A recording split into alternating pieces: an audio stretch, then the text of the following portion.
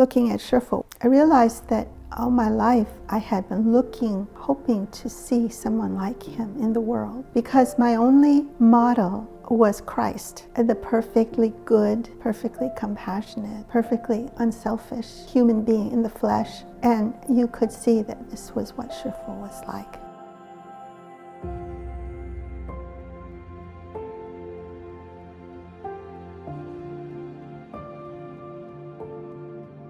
For that meditation session, I cried the whole time.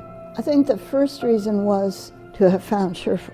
Now, I didn't know what I'd found yet, but there was something about him that was so awestruck by this individual. I'd never met anybody like that. And the feeling of coming home, and that's another reason I was crying. I didn't want to leave, and I really didn't know why.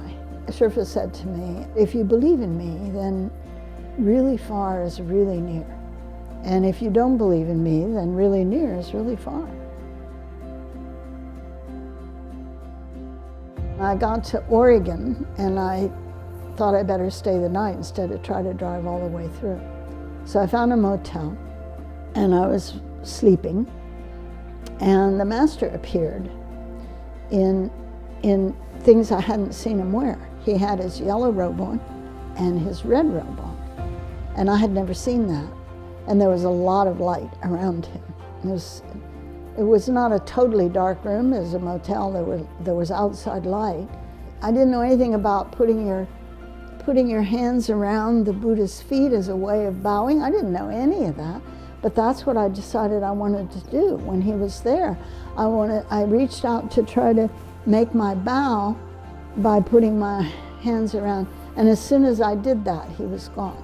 So I took from that what he had said, that if you believe in him, then really far is really near, and that he had come to let me know that that's the case. 你对我有信心啊，我和你寸步都不离的，时时的看着你。我和众生啊是最近的，very close。对我有一种信心的人，我发愿呢，一定要先度这个人成佛。